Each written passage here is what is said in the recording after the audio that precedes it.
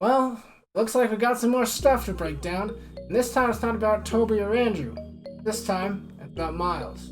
Stick around, I'll tell you all about it. So with all this talk about Spider-Man 3, Andrew Garfield, and Tobey Maguire coming back, I thought I'd change it up a bit and talk about something new. While Miles Morales himself isn't new, the thought of bringing him into the MCU is. We've got some rumors circulating online, so let's talk about it. Just recently, there was a supposed fan leak of Miles Morales' audition tape that was on the web. No pun intended. Ever since that has started circulating, people are freaking out, wondering how Miles could enter the MCU. With the talk of Tobey and Andrew coming back, there are a few ways this could be done. Number 1. Miles could exist in Tobey's universe. Since we know that Tom Holland's version of Spidey is too young to introduce Miles right now, since Miles' intro usually means Peter dying, there's no way he'll be entering the MCU in Tom's current iteration of Spider-Man. So if Tobey ends up showing up in SM3, you could have a scene where Miles is following his idol through the same portal, assuming it's like Spider-Man PS4 where Miles gets bit while Peter is still alive. This could pave a way for an older Miles to show up into the MCU, dealing with his own issues separate from Peter. Number 2. With all the Spiderverse talk, if SM3 truly establishes this, you can have a movie with Andrew Garfield as Spider-Man and showing him dying, introducing Miles just like in Spider-Man Into the Spiderverse. You could do this with Tobey, but I think we all know he's too lovable to kill off. I'm joking. Number 3. Doctor Strange. Doctor Strange could be used to pull Miles from the future to help Tom's Peter. This theory is not as strong, because it would mean messing with time, and also it's something that sounds like it's out of character for Strange, and also it would mean we wouldn't need a reason for Tobey or Andrew to show up. He could also pull from another dimension, another universe, any excuse, whatever excuse you'd want to use to get Tobey and Andrew here. You could use the same excuse with Miles. But that means less fun, no Tobey and Andrew, and also probably less money for Sony. We don't need those things to happen though, but come on. Any major webhead fan is dying for a live-action Spider-Verse, including myself. Number 4.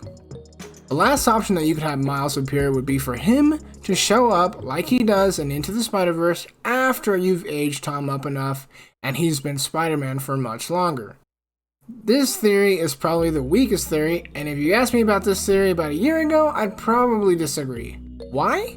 Because Into the Spider-Verse was such a huge success, and now with Miles Morales' Spider-Man game about to drop on PlayStation 4 and PlayStation 5, Miles is all the rage right now. There is no way Sony is going to just let all this hype go to waste. They want Miles in live action. They have the ability to do it. The question is, are they going to do it in the MCU or are they going to do it on their own with the Venomverse? My guess is that they'll probably end up working closely with Kevin Feige if they're not already. If they are truly setting up a Spider-Verse in Spider-Man 3, you could argue they might even try to adapt some of the ideas from Into the Spider-Verse to live action. Examples like Spider-Gwen live action, Spider-Man Noir live action, Spider-Man 2099, the list goes on. Sony has the rights to all of these characters regarding Spider-Man, and not just Spider-Man alone, they have so many they could do. Miles is just the tip of the iceberg at this point. A couple of things to note here though. We do know that Miles does in fact exist in the MCU. His uncle, played by Donald Glover, is the Prowler. For now, that just seems like a fun little Easter egg, but there is a deleted scene where the Prowler calls Miles, stating he can't make it to see Miles after Peter webs him to his car. Now that we've got what we know out of the way, I'd like to talk about some of my own personal feelings on the matter. I believe it's a hair early to start with live-action Miles Morales. Why, you might ask? Well, let me tell you. But before I do, let me just say I think it was a very smart move to intro Miles on the side in an animated movie before entering him into live action.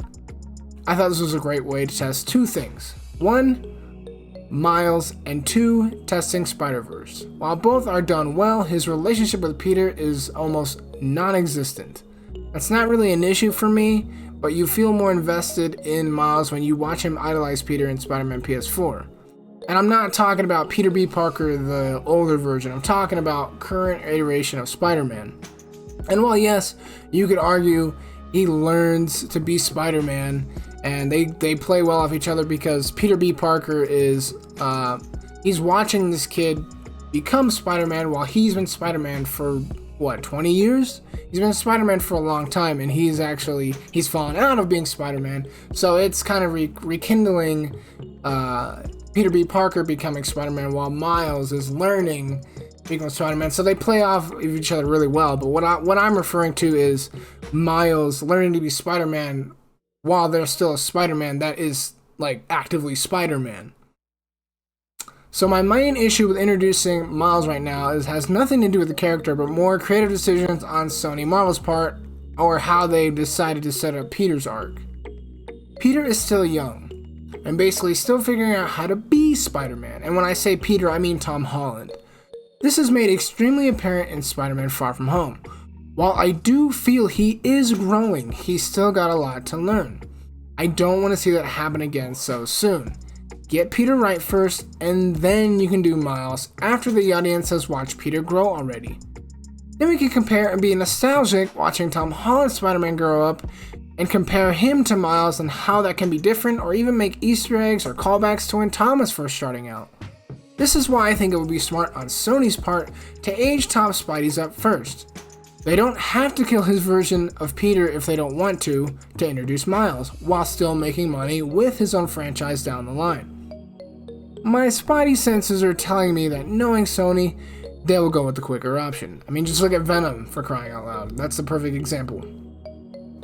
So whether or not they do Spiderverse in the MCU with Andrew and Tobey, which still remains to be seen, Sony will most likely find a way to introduce Miles into the MCU very soon, if they aren't already doing it right now. I guess we'll soon find out. That about wraps it up for this video. I plan on doing more of these in the future, so make sure you web up that subscribe button so you get all the notifications, and also hit the bell too. Now it sounds corny and cheesy, but trust me, I really appreciate it. It goes a long way. So anyways, thank you for making it this far in the video, and I'll see you in the next one. Later.